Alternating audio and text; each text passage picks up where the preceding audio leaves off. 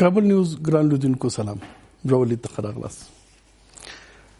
د پاکستان د بهرنیو چارو وزیر کله چې ټیلرسن سفر وکړ دلته په افغانستان کې څرګندونه وکړه چې پاکستان باید ترهګرو مراکز د منځه ویسي. هلته داسې ډلې شته د چا نوم یې وانخیست خو یاد کړ چې داسې ډلې شته چې د افغانستان په جنګېږي نو دا باید د منځه لاړ شي.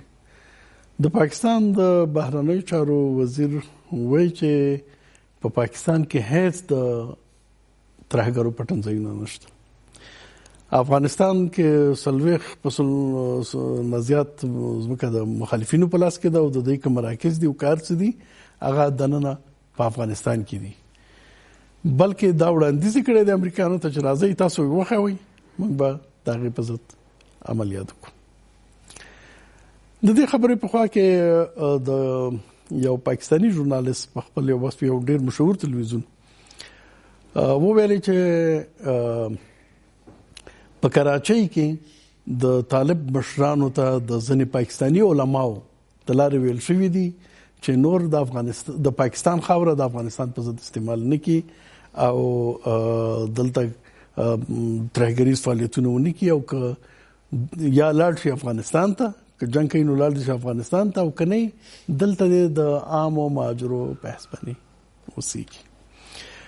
زمونږ نن بحث په دغه موضوعاتو دی. یو عجیبه خبره چې دغه کې دا چې پاکستان وایي دا څو کله کېږي چې زموږ رئیس جمهور هر وخت دا خبره کوي ترهګر ټول دلته راغلي دي ترهګرو مراکز دلته دي یو رقم خبره کېږي. نو آیا رښتیا پاکستان اوس چې امریکا وایي پاکستان دغه سیاست ته تغییر ورکوي چې د ترهګرو مراکز دلته لاړ شي؟ که داسې وي نو د خواجه آصف انکار چې مطلق هیڅ نشته دی دا څونه د منلو وړ دی رښتیا ده نه ده په دې باندې بحث کوو او په دغه بحث کې موږ سره ملګری دی ښاغلی عبدالرحمن فرقاني سیاستچار شنونکی زموږ بل ملګری دی ښاغلی اسحاق قطمر سیاستچار شنونکی او زموږ درې ملګری دی ښاغلی زبیر شفیقي ویسا ورځپاڼې مسؤل مدیر. ستړي مشئ په خیر راغلی. فرقاني صاحب خواجه آصف سوچا انکار کوي و هیڅ د ترهګرو مراکز دلته شته دی نه موږ عملیات وکړل. د پاکستان د پوځ لوی درستیز دا خبره کوي په ډېر څرګند شکل باندې چې ضربیاز به عملیات موږ وکړل او ترهګر هم د منځه ویوړل او څه چې دي نو هغه افغانستان کې دي. زموږ رئیس جمهور هم دا خبره په مختلفو وختونو کې په مختلفو شکلونو یې کړې ده چې والته چې عملیات وشول نو د هغې نه وروسته دی دې خواته راغلل. لیکن یو پاکستانی ژورنالیست به وایي چې په کراچۍ کې په قبایلو سیمو کې نه په وزیرستان کې نه په کوټه کې نه په کراچۍ کې د طالبانو مشران راټولیږي او هغې ته ځینې پاکستاني علما خبرې کوي. ستاسو ارزونه څنګه قصه ده؟ بله بسم الله الرحمن الرحیم. زه په سر کې تاسو ته شفیقي صاحب اطمر صاحب او د کابل نیوز درنو محترم لیدونکو ته خپل سلامونه او احترامات وړاندې کوم. په دې رابطه باندې د پاکستان پالیسي تل ډېره روښانه ده او هیڅ کله هم په داسې تصریحاتو د رسمي چینل نه داسې اعتراف نه دی کړی چې هغه باعث دې وشي چې پاکستان خاوره د یوې جګړې ډګر وګرځي. یعنې تر ډېره حده پورې کوشش کړی دی چې د پاکستان خاوره هغه عوامل چې د جنګ ډګر یې ګرځوي په هغو عواملو باندې اعتراف ونه کړه. که څه هم چې موږ د افغانستان دولت مثلا شواهد وړاندې کړي دي او نړیواله ټولنه هم اوس د یوه حده پورې په دې اعتقاد لري چې هلته پاکستان کې ترهګریزې ډلې پټنځایونه لري او هلته مراکز لري او د هغو ځایونه رهبریت د دغو جنګیالیو چې په افغانستان کې مثلا د حکومت په وړاندې مزاحمت ایجادوي د دو رهبریت او د دو تجهیز او سمبالتیا او دا مسایل ټول په پاکستان کې ترتیبیږي. خو د پاکستان پالیسي دایما د هغو اطرافو سره چې ښکیل دي د افغانستان په جګړه کې او موثر دي لکه امریکا او په سر کې امریکا او ناتو دلته چې غړي هیوادونه شته دي د دوی لپاره پالیسي همداسې ده چې که جګړه وي جګړه باید په داخل د افغانستان په خاوره کې وي په دو محدوده کې وي. یعنی دا جګړه باید د پاکستان خاورې ته سرایت ونه کړي. فرقاني صاحب اساسي خبره دا ده چې یو شمېر کړی دلته په داخل د افغانستان کې خصوصا د ټیلرسن د راتګ او دغه سفر نه وروسته وایي چې د امریکا په سیاست کې اوس جدي او بدلون راغلی دی او نور نو نه پرېږدي چې ترهګر هلته وي او پاکستان باندې فشار راولي. د خواجه آصف انکار لکه څنګه چې تاسو وایي چې پاکستان پالیسی همیشه وا یعنی د پاکستان د همیشنۍ پالیسی په مدسي ادامه لري نو به کوم تغییر نه دی راغلی. طبعا زه فکر کوم یو خدا سطحي هغه دی چې موږ د شواهد په دوه رابطه باندې درلودل. کله چې ترامپ راغی خوشبیني هم دغه و چې هغه نور دغه جګړې ته پای ټکی دی او خپل ځواکونه ټولوي د نړۍ نه خصوصا د افغانستان خپل ځواکونه ټولوي. امریکا ورته لومړیتوب لري. خو دغه تصور چې په افغانستان کې ډیر خلک مثلا یو نظر داس دی چې د افغانستان ثبات د ډیرو خلکو لپاره یو هدف دی. زه فکر کوم چې غیر د چین په دوه سیمه کې چې چین او روسیا هم د اغنل ګواښمنه ده د دوی لپاره کې د افغانستان ثبات یو هدف وي. غیر دغه د مو ګاونډي کې ایران وي د افغانستان ثبات نه غواړي. د افغانستان په ثبات کې د دې ګټې نه دي خوندي. که پاکستان دی د افغانستان ثبات نه غواړي. د افغانستان په ضعف کې د پاکستان ډیر اهداف تړلي دي. په هغه کې مثلا د یو ضعیف افغانستان کې د خپل ستراتیژیک هم په اساس باندې ښه خبرې کولای شي، ښه باج اخیستلای شي. مثلا د هند د نفوذ مسله ده، د اوبو مسله ده یا نور د مسایل په دې مسایل باندې په ضعیف افغانستان سره چې خبره کوي ته دونه چې یو توانا او باثبات افغانستان وي د دې لپاره مفید نه ده. همداراز په د ناتو هیوادونه خو تر ډیره حده پورې نرته معلومیږي. خو په سر کې امریکا اساسي سوال امریکا هم د جګړې او ثبات په افغانستان کې نه غواړي. د دې ستراتیژیک هدف په افغانستان کې جګړې ادامه ده. بنابراین دا پته نه کوله چې د امریکا فشار دروغجن دی او که پاکستان قبلې نه. خو موږ که شواهد ته وګورو په سر کې خو سیاست هم دا پالیسی دا چې دا هر شی تغییر کوي او په افغانستان کې بل خره د ثبات لپاره رښتینی ګامونه پورته کیږي. خو موږ تاسو کو وګورو هغه عوامل چې شته دي په دومره کې باندې موږ ورو د جګړې د ادامې خاطر او د جګړه نور هم قاخلی په افغانستان کې یعنی کوم تشویشونه ورته وي او یا واقعیتونه چې اوس به راپورته کیږي او دغه په حساب باندې روسیا او چین او یا نور هیوادونه یا ایران په افغانستان کې موقف نیسي د نورو نړیوالو قوتونو د شتون په رابطه باندې. دا مسائل ډیر اوس هغه شوي دي واضح شوي دي او په دې رابطه باندې نړیوال ټولنې ته هغه اطراف چې غواړي په افغانستان کې مثلا دغه ډلو چې د دې مصلحتونه تهدیدوي دغه د مخنیوي لپاره شواهد وړاندې کوي چې امریکایان او داعش په ګډه په یو سیمه کې یو د بل په هغه کې تحرکات لري، یو د بل په ساحه کې یا په د نفوذ په ساحه کې. بنان دا مسائل د اندېښنې د دوه خلکو په واقعیتونو باندې بدل شوي دي او دا واقعیتونه بدبختانه د افغانستان د آینده لپاره یو لوی هغه چې دی هغه د چې افغانستان به د سیمایي هیوادونو د رقابت یو ډګر ګرځي چې هغه به د جګړې په حساب باندې مسایل حل فصل کیږي. افغانستان کې به د جګړې فصل کیږي. زه فکر کوم سیاست چې مثلا پاکستان کوم سیاست چې د نړۍ په کچه باندې د استعمار په وړاندې ځینې هیوادونو دغه جګړې د ور نه د ځان د ساتلو لپاره غوړه کړی دی. ترکیه د کار وکړ څو ځلې مثلا په خرکش ولا امازون وایستل حتی د اسرائیل سره حاضر شول چې ارتباطات ولري خو جګړه باید ترکیه ته انتقال نشي. حتی روسیې نه معذرت وغوښته. په دې شکل باندې پاکستان یو ماهر او زیرک سیاست په رابطه باندې په کار اچوي دائما یعنی خپل ځان د جګړې ډګر باندې نه بدلوي. خو د موږ هیواد په دوه زموږ جګړه غیر روانه کړې ده یا دوه طرف ته حرکت کړي. زه فکر کوم په دوه رابطه باندې یو سیاست چې هغه ته باید هغه وشي اشاره وشي هغه سیاست چې د خپلواک په ژبه باندې د سولې د عالی شورا د خوا باندې مطرح شو چې هغه په افغانستان کې د داخلي محور په اساس باندې د خلکو سره د مخالفینو سره خبره اترې وشي. دغه محور باید تعقیب شي، نه دا چې د افغانستان د جګړې ډګر ته ورټېل شي. اتمر صاحب پاکستان یعنی خپل پخوانی سیاست یا په بل عبارت د ترهګرو د ډلو نه د ملاتړ پالیسۍ ته ادامه ورکوي کنه ورکول خو دغه انکار سمانه. لیکن څه چې خواجه آصف وي او څه چې د افغانستان جمهور رئیس وي د افغانستان جمهور رئیس هم چې ترهګر دی خواته راغلي دي. یو ځل نه په کراتو دا خبره کړې ده. امریکایان هم دا خبره کوي چې ضرب اعظم عملیات نه وروسته ترهګر دی خواته راغلي. دغه راپور چې 40% نه زیاته خاوره مخالفینو سره د یو امریکایي ماسي ورکړي یعنی یو رقم زمينه سازي تاسو نه کوي چې دغه خبره ته روانه ده. 40% نه زیاته زموږه مخالفینو لاس کې ده او ضرب اعظم عملیاتو نه وروسته ترهګر دلته راغلل. نو د ترهګرۍ مرکز افغانستان دی. پاکستان خو به وي زموږ حکومت ولې وي تشکر په مننې سره تاسو ته ځواک صاحب شفیقي صاحب ته دغه صاحب افغاني صاحب ته ټول لیدونکو ته سلامونه او نیک هیلې وړاندې کوم.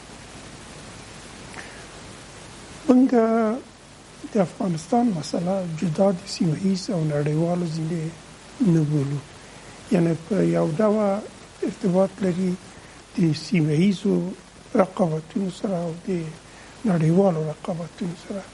دا ډېر یو عمومي فرضیه دی چې موږ ووایو چې دغه رقابت راګرځي د روسیې او د امریکا رقابتونو سره. د افغانستان مسله د اوکراین او د روس او د امریکا د مسایلو ځینې بیل نه دی او همدغسې د اروپا. په هر صورت که د ترهګرو مسلې ته راشو، ترهګر په پخوا کې که تاسو دغه لنډ تاریخ وګورئ، اختر محمد منصور په پاکستاني پاسپورټ باندې کله چې د ایران نه راګرځېده په پاکستان کې وژل شو، اسامه بن لادن په پاکستان کې وژل شو، خالد شیخ احمد په پاکستان کې وژل شو. دغه همداوس د طالبانو رهبري د پاکستاني علماو سره په کراچۍ کې غونډه کوي. یقینا دا خبره صحیح دی. او دغه اوس دغه امریکایي کاناډایي ښځه او بیړۍ چې خوشه سول د امریکایانو په عملیات کې دا 15 کاله په پاکستان کې ساتل شوي. د قادي شبکه اوس چیرته دی؟ د پیښور شورا چیرته دی؟ د کویټې شورا چیرته دی؟ او بل ښه مثال تاسو ویلي چې همدا اوس چې پاکستاني علما د طالبانو نه غوښتنه کړې چې تاسو پاکستان کې جګړه وکوئ، د پاکستان خاوره به استعمالوئ. معنا دا چې دغه کسان په کراچۍ کې شتون لري، موجود دي. په هر صورت پاکستانیانو په نوم د ضرب اسب باندې یو عملیات په وزیرستان کې وکړ. سوال دا دی زموږ حکومت ولې عین خبرې کوي، دغه خبرې کوي چې فیصله پاکستان ته برات ورکوي او دنیا ته داسې ښکاره کېږي چې د ترهګرۍ مراکز په افغانستان کې دي. خو خبره داسې دی چې لکه چې فرقاني صاحب ویلې، خبره د بحران د مدیریت دی. همدغه فرضیه هم شته دی چې موږ دغه فرض کړو چې افغانستان کې به بحران دوام مومي. افغانستان کې بحران همدغه امریکایانو ناټو راوستی د خپل د لرو اهدافو په خاطر، د خپل هغه ستراتیژیکو عمق په خاطر. دلته موږ همیشه دا خبره کړې چې لطفا د افغانستان رهبري د دغه رقابتونو د هیواد وساتي، کنه د هیواد نور هم په غم ککړېږي. یعنی زموږ د خوا نه دا خبره کول چې ترهګرو مراکز دلته دي، افغانستان کې د جګړې او د بحران د ادامې دپاره ده. اول دې خبرې ته راځو چې 40% دا موږ خو په دې پوهېږو، موږ تحقیقات کړی، موږ علمي تحقیقاتونه کړي، په دې پوهېږو چې دغه چا معلوم کړ چې دغه 40% خاوره امریکایان وایي. خو غلط دی. دا یو سروې دی چې سمپلینګ کېږي، یو رقم به یې اخیستی، یو ضرب تقسیم به یې کړی، نوی ورکړی چې 40%. اتمر صاحب دقت څونه دقت لري که نه بېله خبره ده. ولې کېږي د سروې امریکایان ولې کوي دغه خبره ولې په مطبوعاتو کې مطرح کوي چې 40% زما هدف تاسو سره یو شی دی. زه وایم په دغه خبره کې ولې دولت داسې شواهد او داسې ثبوت نه وړاندې کوي خپل هېوادوالو ته چې دغه خبره غلط دی، دغه سروې غلط دی، دغه نهاد د خوانه چې سروې شوی، یا شاید زه داسې نه وایم، یا شاید د دې رقم پورته وي، یا شاید د دې رقم ښکته وي. په هر صورت خپله دولت په یو ډول په دغه بحران کې ښکېل دی او دا د افغانستان د ملي ګټو په ضرر کې دی. موږ که د نورو اهدافو د خاطر د نورو خلکو د برنامو سره یو ځای شو، دا زموږ په تاوان دی، زموږ په ګټه نه دی. او یقینا چې همدا اوس هم تر دې 15 کلونو پورې موږ په دې ونه توانېدو، حتی موږ شواهد لرو، هغه اسناد لرو، لیکن په دغه موږ ونه توانېدو چې دغه اسناد او دغه شواهد نړیوالو ته ورښکاره کړو. خلکو د نړیوال خو موږ نه زیات اسناد لري، CIA امکانات هم زیات لري، اسناد هم زیات لري، د هر څه باندې پوهه ده. په خپله وایي امریکایان هم وایي چې همدغسې قصه ده وایي، لیکن عمل نه کوي. نو اساسي خبره د اسناد او شواهدو وړاندې کولو ده که د سیاسي ارادې نشتون دی. ګورئ زما عرض داسې دی که تروریستان هدف خپل افغانستان وای دوی به په کونړ کې وای، دوی به په نورستان کې وای، دوی به په پکتیا کې وای، دوی به په پکتیکا کې وای، دوی به په زابل کې وای ډیری.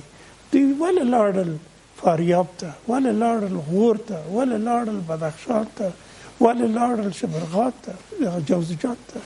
معنا د دې خبره دا دی چې دې شاته یو بل هدف پروت دی او هغه هدف منځني اسیا دی. اوس تاسو که وګورئ ډېری دغه کسان پرون کله چې په لوګر کې بمبار شو دلته اته چیچني وژل کېږي، راپور همداسې دی. دا چیچني نو دلته څه کوي؟ که مجاهد دی، که طالب دی، که داعش دی، که افغاني باید وي نو دلته بله نو بیا نو وروسته په دې باندې بحث کوو د ټیلرسن سفر چې څه رقم موضوعات مطرح کړل. موږ یا د سیالیو کوم نوي پړاو ته داخلي د هغې نتایج افغانستان ته څه دي؟ شفیق صاحب مخکې د نه چې هغې شو خواجه آصف نور یو سلسله خبرې هم کړي دي. دا یې ویلي دي چې تاسو د ډیورنډ کرښه بنده کړئ، مهاجرین دې لاړ شي، که بیا داسې وشول نو یعنې پاکستان د خاورې نه عملیات وشول بیا موجود دي. په یو ترتیب دا غوښتنه نه وړاندې کول دي، د ډیورنډ کرښې د رسمیت پیژندلو غوښتنه نه مطرح کول دي. مشرانو جرګې کې پرون دا بحث وشو چې د دې حکومت د کړنو نه داسې ښکاري چې دغسې موافقه یې کړې ده چې ډیورنډ کرښه باید په رسمیت وپیژندل شي. څه چې خواجه آصف وایي چې د شرط په توګه وړاندې کېږي او د حکومت سره رقم دریځ چې دی چوپ دی، غلی دی په دې کرښه باندې. او تاسو ته څنګه وضعیت ښکاري؟ دا لوبه څه رقم روانه ده؟ بسم الله الرحمن الرحیم. د کابل نیوز ټولو درنو لیدونکو ته او جناب فرقاني صاحب او اتمر صاحب او تاسو ته نیکې هیلې او سلامونه وړاندې کوم. ځواک صاحب په مجموع کې زه د تاسو د دې پوښتنې مشخص ځواب ته د ځواب نه مخکې فقط غواړم داسې لاندې مختصر هغه پوښتنو ته چې تر اوسه پورې د درنو میلمنو څه ووایي یو څه پرې ور اضافه کړم. اصلا په دغه منطقه کې او په افغانستان کې اصلي لوبغاړی اصلي لوبه د امریکا ده. نور یې په مجموع کې د دې منطقې د دې سیمې هیوادونه یا مطلق نوکران دي او یا شریکان دي، شریکان د لوبي دي. د سیمې هیوادونه یعنی موږ پاکستان نو یعنی موږ پاکستان د نور هیوادونه هم ټول یا شریکان دي یا مطلق غلامان دي. اوس چې د تمرکز د جنگ دلته کې ګورئ تاسو ډېر په مهارت زمینه هم دې ته مساعدي چې بیرته امریکا دلته فعاله شي د خپلو قوتونو سره او بیرته راشي. په 2014 په پای کې د امریکا پخواني ولسمشر اعلان وکړو دوه خبرې وې د 2015 کال په پایل کې. یو دا چې نور طالب د موږ دښمن نه دی، دا د افغانستان یوه یاغي ډله ده. دویم اعلان یې دا و چې نور په افغانستان کې موږ جنګي ماموریت ختم دی، دا به د روزنې ماموریت وي او دا به اوس بیرته هم پوځونه بیرته راځي، هم جنگ عملا تود شوی. د دې لپاره څه ضرورت و چې زمینه مساعدې شي او خبرې وشي. د موږ ولسمشر 2 کاله تمخ د 2 کاله تمخ هم نه 2.5 کاله تمخ بخي د انتخاب نه لږ وروسته شروع وکړه چې موږ د ټول دنیا د ترهګرو سره جنگي یو. افغانستان د ټول دنیا ترهګر پکې راټول شوی، د پاکستان نام را کوچېدلی او د نورو ځایونو نام راغلی. د موږ د ظاهرا هدف شاید هم دا وي چې د په اصطلاح مرسته راټولې کې، خو اصلي هدف پکې دا د امریکا خبره وه چې امریکا غواړي چې دلته تروریزم مرکز دی، ټول دنیا ترهګر راټول شوي، نو پوځونه ضرورت دي، ډرون بمبارۍ ضرورت دي، نوې استراتیژي. خواجه آصف وایي اشرف غني وایي دا حقیقت کې د امریکا خبره ده. اصلا دا ټول د امریکا خبره ده. پاکستان څه شی کړي دي؟ اول نه تر اوسه په اولو 12 کلونو کې چې امریکا دلته د اډو لپاره غوښتل بحران دوام پیدا کړي، پاکستان هغه اولین هدف یې همدا و چې د ډیورنډ په اوږدو کې هم د ډیورنډ خواته د قومي مشران تصفیه وکړي، هغه څوک چې د دوی د په اصطلاح د پنجاب د حاکمیت مخالف دي هغه تصفیه کړي، د منځه یوسي. ګورئ څه موده مخکې افراسیاب خټک چې په قبایلو کې په وزیرستان کې ځوانان روشنفکر ځوانان ورکېږي بېدرکه کېږي، دا پروسه ده چې 14 کاله ته مخ شروع شوې او ډېر په قوت یې جریان درلود. قبایل یې دې ته راوستل چې اوس هغه د پاکستان د خاورې سره یو ځای شوي، خیبر پښتونخوا سره د یو ځای کېدو اعلان شوی او کار پرې روان دی. بله دوام یې د هغې ته څنګ دغه اغزن تار او د ځینو ځایو کې لږ دیوالونه او دروازې او دا شان دا ټول په توافق شوي د افغانستان سره د SOP او د امنیتي تفاهم لیک په نتیجه کې. د تورخم دروازه چې مختلفات هم پې ورکړل ولې جوړه شوه؟ ولې موږ یو وارې تلفات پې ورکوو بیا بله ورځ جوړېږي او هغلته د هره ورځ د واګې غوندې د سهار سلامي ویل کېږي، د پاکستان ترانه پکې اورېدل کېږي. ولې؟ دا موږ د حکومت هماغه پټه متاسفانه دغلته دوی متضادې تګلارې ظاهرا ولس ته یو څه ښودل کېږي، بیرون هلته دننه بل څه دي. لوبه اول ګټونکی امریکا ده چې دلته د خپلو اهدافو لپاره د چین او د روسیې لپاره د جنګ تودول او د جنګیالیو پیدا کول. دوام پاکستان پکې هم د ډیورنډ مسله ته ډېره حده پورې رقابو کړې. زه خو اوس فکر کوم چې ډیورنډ داسې حالت ته رسېدل یې مسله یې چې یو رسمي اعلان د هغې پاتې دی، نور خو یې زښته زیات هلته دوی کار کړی ده. اوس دوی کار کوي او زموږ حکومت چوپ دی غلی دی. حکومت چوپ دی. د موږ حکومت چې کله کومه خبره کوي، د نن ولسمشر چې کومه خبره کوي چې پاکستان سره سولې خبرې ونه شوې، دا د ټیلرسن خبرې دي یا د امریکا دي، هغه خپل اهداف لري چې یو څه فشار په پاکستان زیات شي. اصلي خبره دا ده که موږ ولسمشر ګوره دا ډېر پخوا موږ ویلي اول د SOP خبره چې موږ راپورته کوي خبر خپور کو د ملي امنیت ادارې نه زه تهدیدېدم.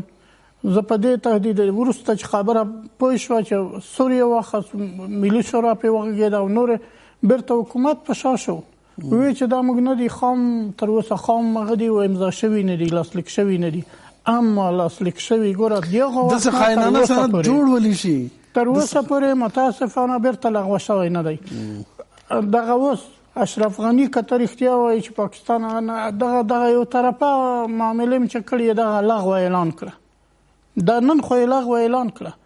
ګوره ډېر شاعرانه چې دی د ډیورنډ په رابطه وایي چې په مغزنو تارونو قومونه نه سره بیلیږي او موږ څوک په توپ او ټانک چا بیل نه کوو. د شاعرانه بې ځایه خبرې.